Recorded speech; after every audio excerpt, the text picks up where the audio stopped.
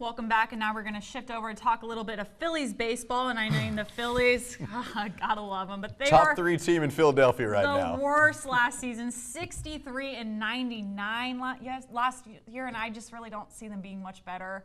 I mean, they might not be last place this year, but I don't really see them maybe second to third to last place. I think they really just need to kind of focus on rebuilding their team and deal with that, and then we can see them being what they were a couple of years ago, but as of now, nothing really out of them. Well, they've got a couple prospects. One of those guys is Odubel Herrera. El Torito, the 24-year-old stud center fielder, probably going to be the best player the Phillies have this year. He hit .297 with 8 home runs and 4 RBIs last year. But what he really brings is that right there, the glove. He can cover every single place in center field. He's one of those prospects, along with a couple more, that the Phillies can continue to hold on and build this team. They should be fine. Listen, 2 reasons Phillies fans right now should be excited. 1, Villanova is still doing all right. All right? We're not going to talk about pro teams right now. Villanova's still in this thing. So if you're in Philly, at least you can smile about that. One of your teams hasn't quite choked yet.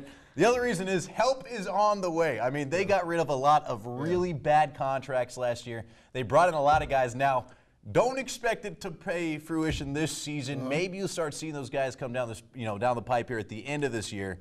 But there is going to be some talent on the field in the near future. That's what happens when you trade a Cole Hamels. That's what happens when you start trading a lot of your big-name pieces to bring in all those guys. The pitching staff, it's going to be about as good as the rest of the field right now. I mean, there isn't much worth talking about. David out there, as well as Matt Marison. Some of the guys, not really as much talent as you'd like to see there. What happens when you, again, trade your best players? Cole Hamels no longer there. That's what's going to happen. I mean, they're going to probably take a lot of lumps. It's not going to be pretty.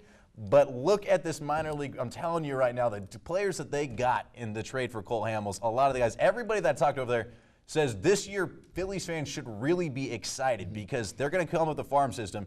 It's going to take most of those guys probably about midway through the season before you start seeing them out there, along with a lot of those pitchers. So don't even be surprised if the staff or the roster that you see at the start of the year is not remotely what's there at the end of the year. Just believe in the system. I know that's probably sick of what you're hearing right now from every other team in Philly, but the pitching staff, I think, down the road actually might not be that bad. Yeah. There were a couple of things that, execution-wise, I think will get a little sharper, or I hope to get a little sharper. But I feel like I'm in a good spot.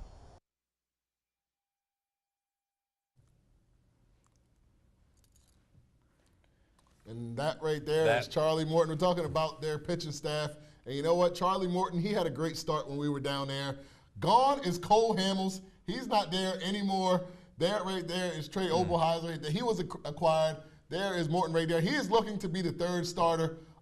He's not going to be the opening day starter. He's not even going to be the opening home starter.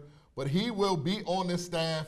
And like we said, the Phillies, they traded basically everything away. They gave away the farm. But like you said, they got back some good pieces with Cole Hamels, acquired Morton right there that we saw from the Pirates. And we know he's a ground ball pitcher. So, what do you know? The only thing, the thing about the difference between the Phillies and the Orioles, in my opinion, is, they have quite, pretty low pitching. But the Phillies don't have those bats in the lineup. And that's where you see those 20, 30 games that they lose more than the Orioles. I mean, well, think about it. When Philly made their run, they acquired a lot of those guys through trades. I mean, that's how they won their championship. They also added a couple pieces of free agency. You look at the Astros last year. You look at the Cubs, 2 teams that were horrendous. I mean, they were bad for pee-wee little, whatever level you want to talk about. They were horrible. But you got to do that in the modern-day system, and the Phillies successfully did that. Now, if they could somehow manage to get rid of Howard, not going to happen. Nobody's going to take that contract. But if they could do that, that's the last piece. But I tell you what, just bear with them right now. I think down the stretch, Philly fans are actually pretty excited about this team. We'll definitely have to see what they can do. You know what I'm saying? We won't be surprised. Only time will tell right now. We're only time will tell with that team. But what we said was that Pete McKinnon, he's going to be a manager that nobody knows about, but he might be a pretty good manager as well. He can take this team to some new levels that they've never been at. So we'll have to see what happens. Like you said, if they're trying to get away from Ryan Howard, they need to get away from that contract right now. Right now. They need to get away from that contract before they offered it. Let's call it like it is, man. All right, we're done talking Phillies then. All right, we're done talking Phillies. All right, coming up after this commercial break, what is DSI without a little high school baseball? High school baseball, Snow Hill and Chrisville coming up next. I'm Justin Hill. I play shortstop for Sussex Tech, and you're watching Delmarva Sports Insider.